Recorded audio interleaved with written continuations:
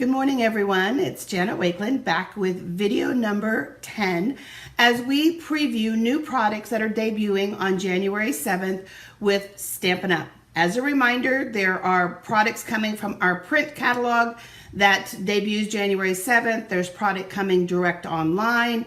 There's new scrapbooking products coming, as well as exclusively designed celebration items. And I'm previewing product from all of those different releases. Today I have just a single stamp to preview for you.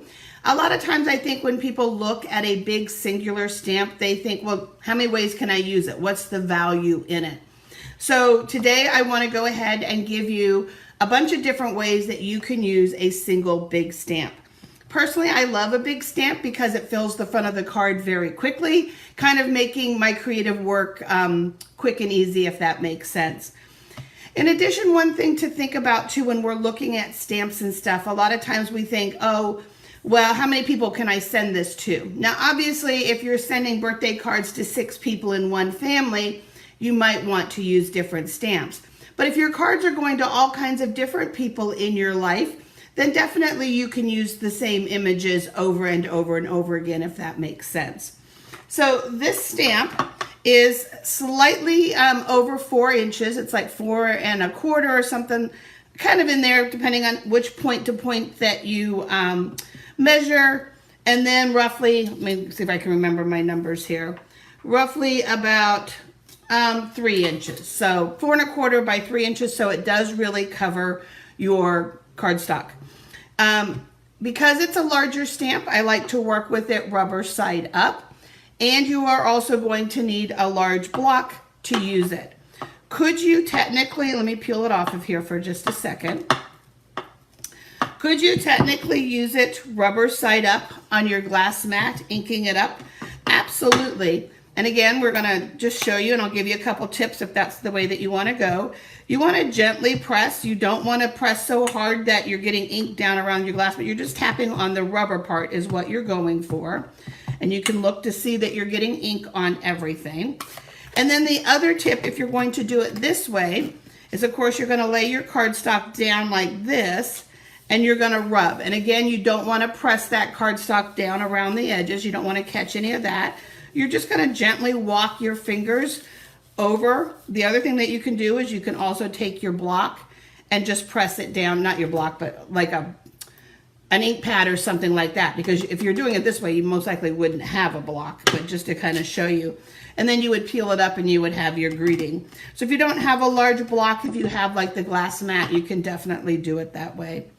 Again, because it's a larger stamp, I would ink it up the same way on the block. I'm just gonna keep it rubber side up, and I'm just gonna tap to it. And again, what that does is it allows me to make sure I got a full coverage. Sometimes, depending on heavy-handedness or some people just have a tendency to catch the edges. Our ink pads are raised up outside of the case, so we catch edges less. If you've got pads that are not Stampin' Up, that are recessed down in the case, then you definitely want to be doing it like this. But again, I like to make sure, I'm not getting any ink on the block. I'm going to grab my piece of paper, and then we're going to go ahead and stamp it down. And you can see this is a full 1/4 sheet of cardstock, 4 1/4 by 5 1/2, so you can see just how big that stamp is, okay? So that's just some basic tips for inking it up. Let's keep these handy. Let me just grab my damp chamois here for a second.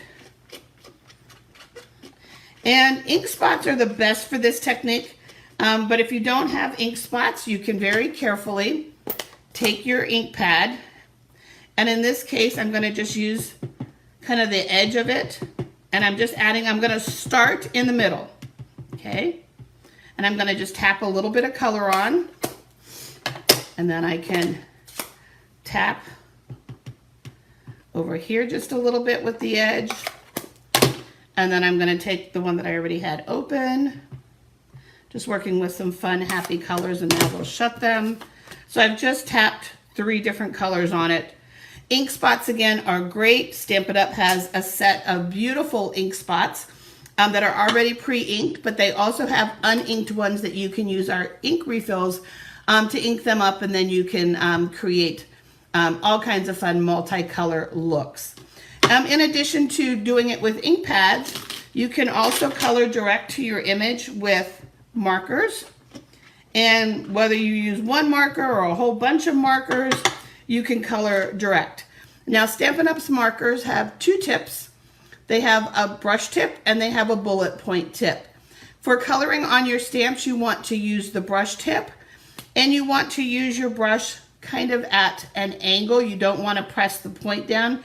You want to brush it on with the side of that. So let's just go ahead and add a few colors here. And don't worry about the ink drying. We have a solution for that, and I'll show you that in just, oops, see, I told you. Do as I say, not as I do. So we're just using that brush tip, making sure we get that coverage. And in this case, because of the colors that I'm doing, I'm just going right to left.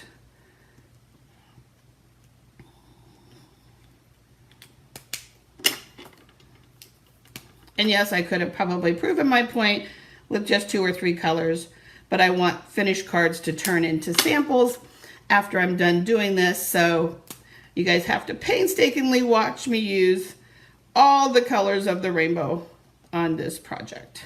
Sorry about that. Actually, sorry, not sorry. I love you guys. Okay.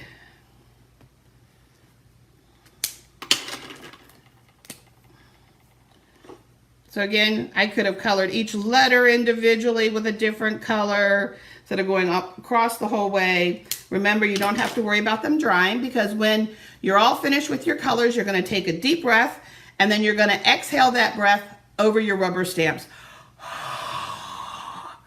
You have moisture in your breath, and that hot air everybody talks about, right? There's moisture in that hot air. So again, just a deep breath, and that moisture will help dampen that a little bit. And you're going to be able to stamp that right down onto your card. And now look at that. Look how fun that is, right? Something else, let's just again, we're going to just dampen this, get that clean. These chamois, guys, that come with the glass mat are amazing. I love them. Love, love, love them. That's a reason alone to have the glass mat in my world. Let's do... And in this case, I'm just going to do the whole stamp.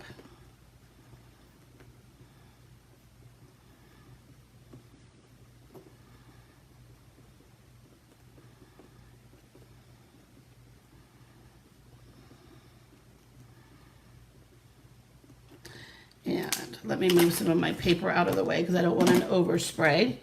And I've got, that's alcohol, I want water. Okay, so Stampin' Up! Does have these misters. They're great for smaller projects, but they have a very powerful stream. In this case, I want a real gentle mist, and so I have found these amazing squirt bottles. I actually got it from my hairdresser a few years ago, and it's just this real gentle mist, and that's all I'm gonna, it's a real fine. A lot of people in the plant world also use these. And I'll link that after the video back up in the description. But all I did was wet it down a little bit just to kind of give a bit of a watercolor look to it by misting that up just a little bit, okay?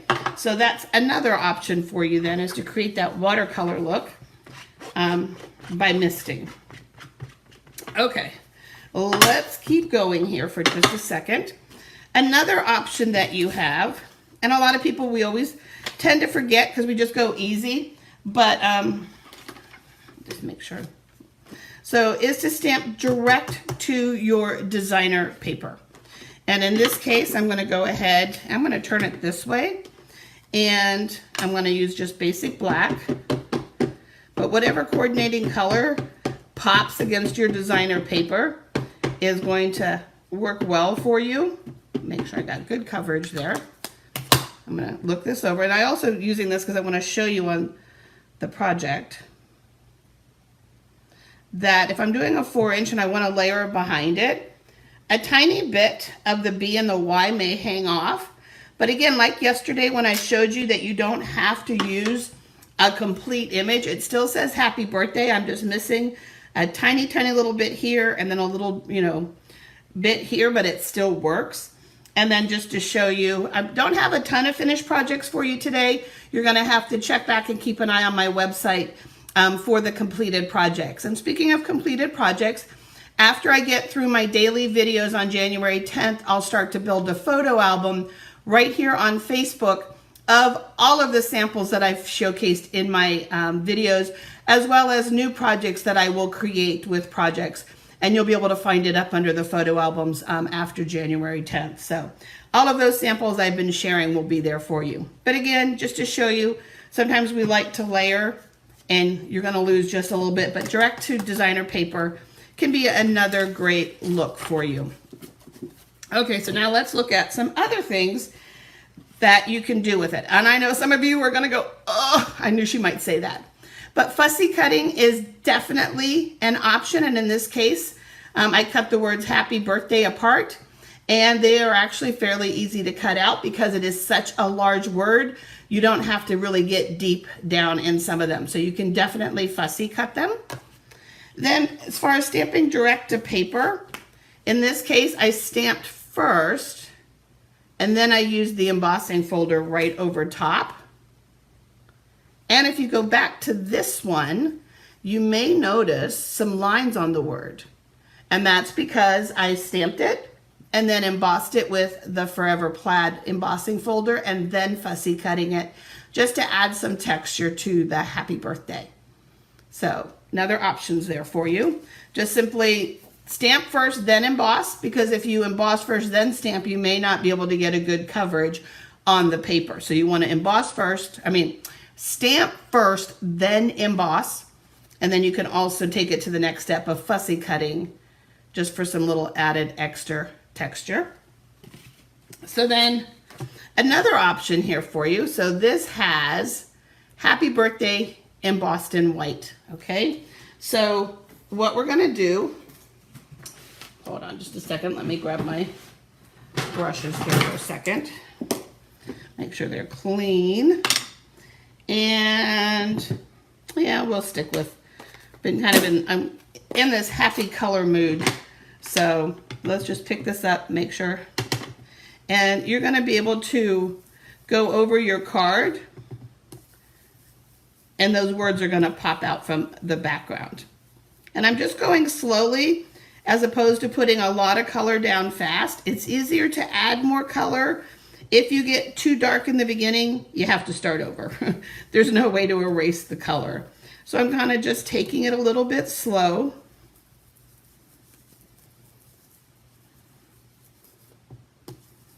And just kind of,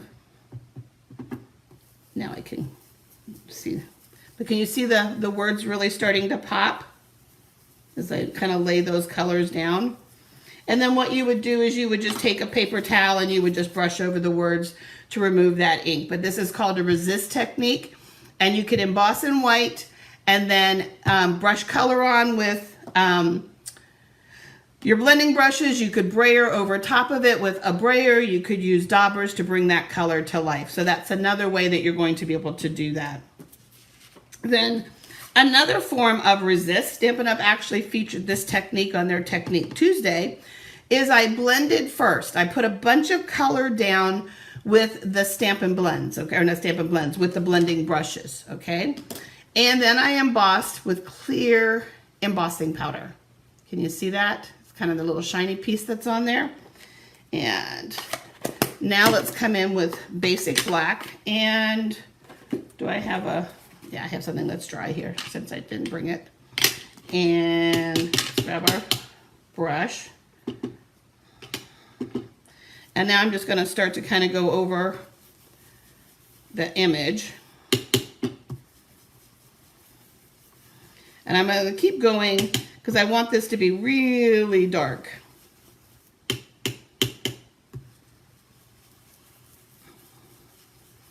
But what's going to end up happening is the background, because I also want to cover you could also do this with a brayer. You'd probably get darker coverage quicker than doing it the way that I'm doing it. but I know that more people have blending brushes than a brayer, so I'm using the blending brush for right now. And we're just gonna make it as dark as possible. And I'm not worried about the back of this card because it's gonna get layered, picking up the ink that is being passed to the glass mat. I will clean that up before I would finish up the project and things like that. So let's just pretend I've done the whole card real dark, and then you would just wipe the ink off of the embossed resist. And it's kind of like those scratch off black projects that you had maybe when you were kids and things like that, but you're going to be able to get some of those fun colors popping through your black cardstock.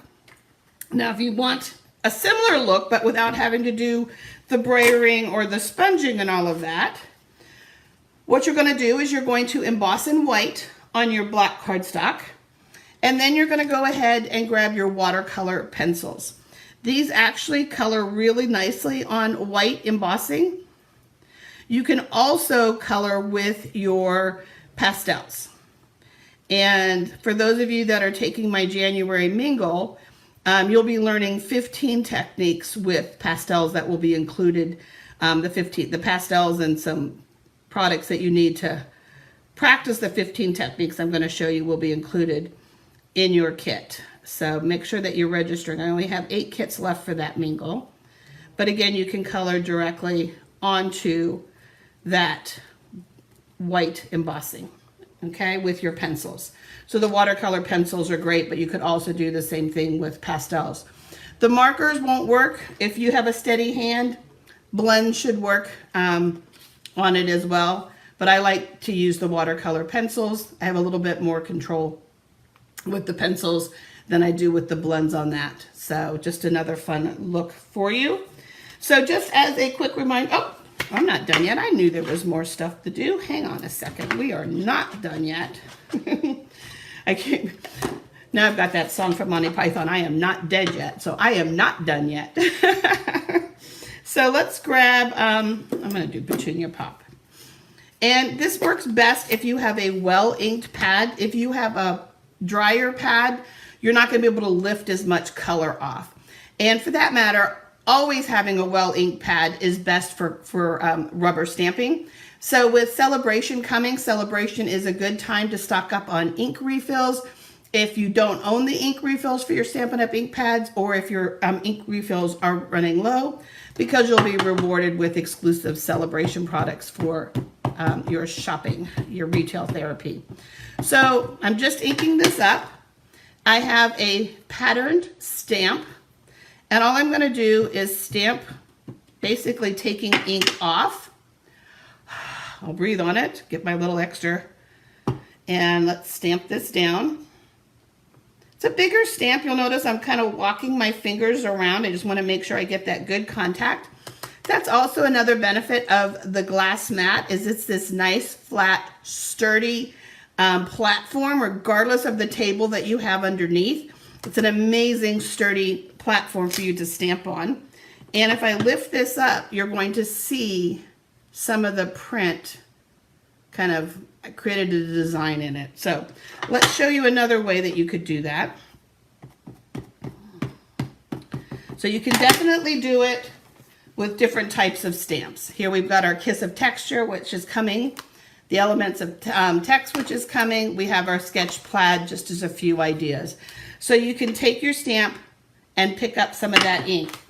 Another way that you have to do it is just to use some kind of household item. Here, this is a Scotch-Brite Scrubby. This is just like a little rubber non-slip piece that goes into a drawer to keep things from sliding around. We also have just a bit of bubble wrap. And you don't want to have too big of a pattern because then you'll kind of distort your word. But again, just kind of tapping. And we'll put that down. And again, you have to look close to see the color on it, but you're going to have that distortion happening. Now, another way, let's clean this up because I want to do light and dark to do this. And this is the fun of sometimes just playing in your studio and also asking yourself what will happen. So another way that I kind of played around with the kiss technique today, and I will finish up these cards and these projects for you. So let me get my lighter lemon lime twist, seems to be my happy go-to green right now. And we're going to ink this up.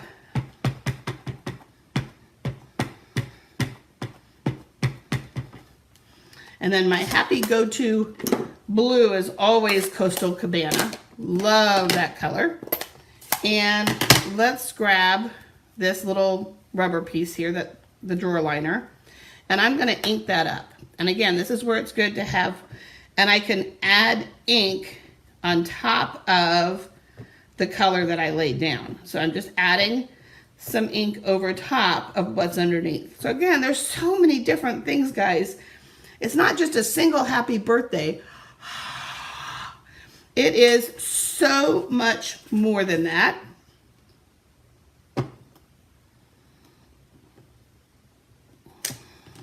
And here, can you see the variegation? Can you see the multicolors in that? So how fun is that, right? Okay, and then let's end it with 2 more ideas for you, because, you know, the more ideas, the better. And I figured that it was best to do this as a single standalone video instead of incorporating the greeting stamp into other projects and things like this. I wanted you to see just how versatile this stamp was.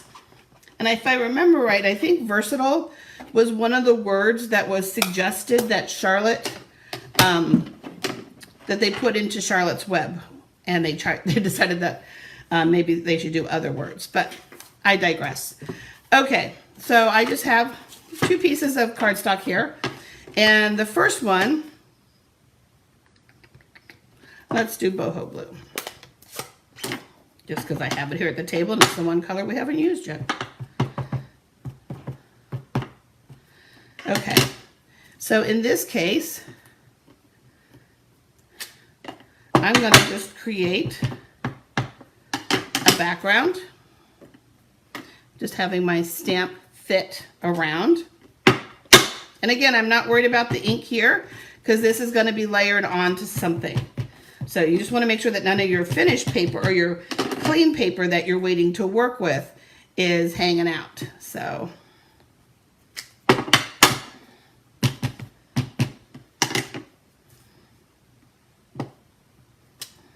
and I could have moved these over a little. There's no right or wrong way. It's what interests you, what looks artsy to you. But you're going to just be able to kind of create that random background as well. And now, you know, you can tell birthday, part of happy. So the word look is there. And now you're going to be able to layer some greens or some flowers over it, creating a really pretty card. And then let's just do one more, kind of the same concept, but let's just turn our card this way. And we'll go back to our happy colors. And you don't have to just do it monochromatic. Of course, you can always do it in fun colors.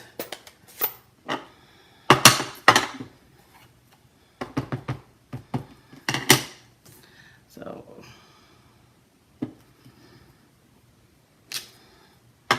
this is Petunia Pop that I'm working with. We'll clean it.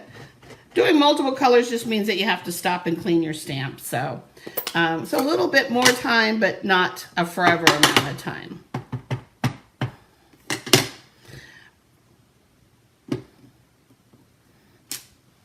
You can do it in colors to match your designer paper. You can do it in colors to match somebody's favorite colors. There's no right or wrong, guys. You can just emboss this very elegantly in gold and silver.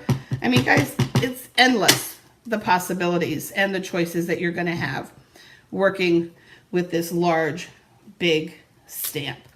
And I'm going to use that color one more time just to repeat the color up here in the corner. And then we'll come back. We'll do Petunia Pop one more time. Let's put these away. I'm closing them up when I have a chance. Oh, one more thing, hold on. We're not done yet. I want to get this one corner done. Then I'll be happy, because then I'll have something to work on this afternoon. Like I don't have a lot to work on this afternoon. But there again, just doing it in pretty rainbow colors the whole way across. And then one more way of coloring this stamp, I almost forgot, but then I see these here, is you can take your daubers and you can daub ink on that way as well if you have some of the different daubers. And it's a quick way to add color to your stamp.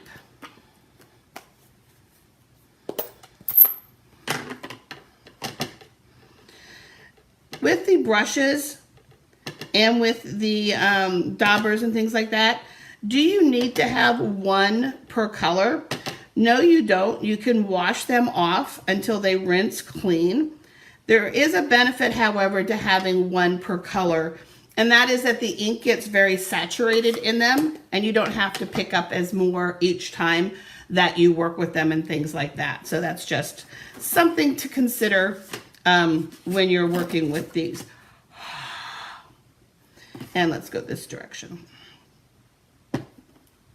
But you can use daubers. So you can use your blending brushes, you can use your pencils, but again, you're gonna have just some multicolor. So coloring with your daubers, coloring with markers, embossing and doing resist, guys. There's just, you know, repetitively stamping on your backgrounds, stamping in a color, adding a second color with something from, you know, basically the kitchen. Doing the kiss technique, lifting some ink off with the detailed stamp, embossing with white, and then coloring with your pencils or your blends, laying some color down first, and then embossing in white, or clear rather, excuse me, embossing in clear, brayering with black or sponging with black. Just simply doing a resist and sponging some colors. Everybody's favorite, fussy cutting. And in this case, I fussy cut after texturizing. Just stamping and texturizing right over top. And then stamping direct to designer paper.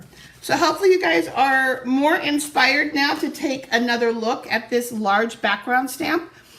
There is also a very large thank you stamp in my online store as well. So lots of possibilities, big, bold, and happy.